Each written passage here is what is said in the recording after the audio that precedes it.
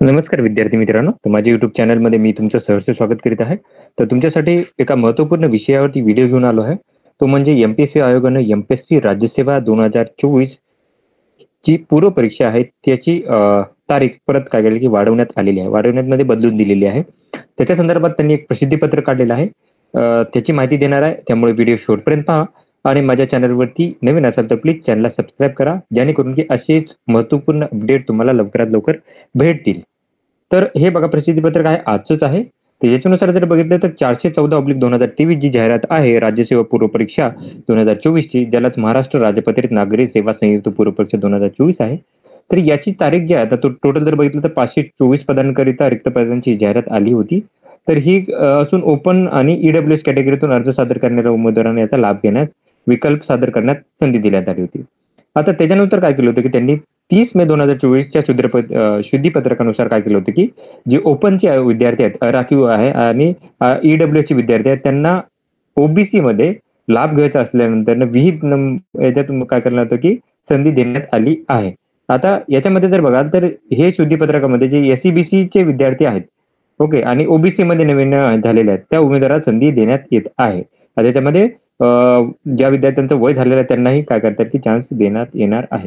आता याच्यामध्ये जर बघा सध्या तरी काय करणार की जी एमपीएससी राज्यसेवा 2024 संयुक्त पूर्व परीक्षा आहे, तर मूळ जाहिरातीस अनुसरून फक्त ओपनसाठी किंवा ईडब्ल्यूएस अर्ज सादर केलेल्या उमेदवारांना एसईबीसी आरक्षण किंवा ओबीसी आरक्षण प्रमाणपत्र मिळालं आहे अशा उमेदवारांनी त्याचा ओपन किंवा ईडब्ल्यूएस दावा बदलून काय करायला लागेल की त्यांनी एसईबीसी किंवा ओबीसी आरक्षण घेता येणार आहे.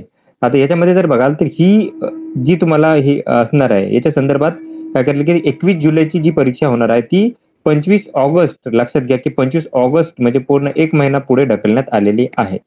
आता त्याच्यामुळे काय करायचं की आता बघा की त्या उमेदवारांनी काय करायचं की ईडब्ल्यूएस मध्ये फॉर्म भरलेला आहे किंवा ओपन मधून फॉर्म भरलेला आहे, त्यांनी एसईबीसीचं आरक्षण किंवा ओबीसीचं आरक्षण करणे आवश्यक आहे. त्याच्यामध्ये तुम्हाला काय करायला लागेल, कसं करायला लागेल, तर बघा उमेदवारांनी काय करायचं ऑनलाईन अकाउंटमध्ये जायचं आहे. माय अकाउंटवर गेल्यानंतर तुम्हाला तिथे जाहिरात दिसेल 414/2023.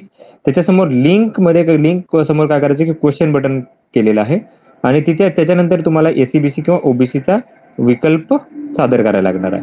आता तिसरा मुद्दा असा आहे की जे उमेदवार एसईबीसी किंवा ओबीसीचा विकल्प सादर करणाऱ्या उमेदवारांना कोणत्याही परिस्थितीत ईडब्ल्यूएस देण्यात येणार नाहीये. बघा लक्षात घ्या, म्हणजे जे विद्यार्थी ईडब्ल्यूएस आहेत किंवा एसईबीसी किंवा ओबीसी आहेत त्यांना ईडब्ल्यूएस देता येणार नाहीये, लक्षात घ्या. त्याच्यानंतर बघा एसईबीसी अथवा ओबीसीचे प्रमाणपत्र आहे अशा विद्यार्थ्यांना ईडब्ल्यूएस मध्ये दावा केलेल्या उमेदवारांनी एसईबीसी अथवा ओबीसी विकल्प सादर न केल्यास त्या उमेदवारांना ईडब्ल्यूचा दावा धरता येणार.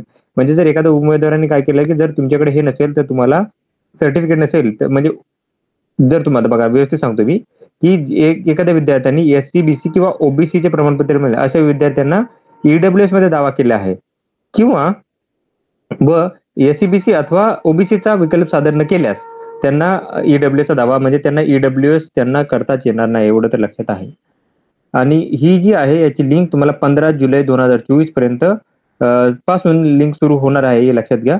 लाभ घेण्याकरता 15 जुलै ते 14 ऑगस्ट 2024 पर्यंत तुम्हाला लाभ घ्यायचा आहे. तुम्हाला ही लिंक ओपन करून देण्यात आलेली आहे. त्याच्या पहिले तुम्हाला हे सगळे सर्टिफिकेट एनसीएल वगैरे घेऊन घ्यायचे आहेत.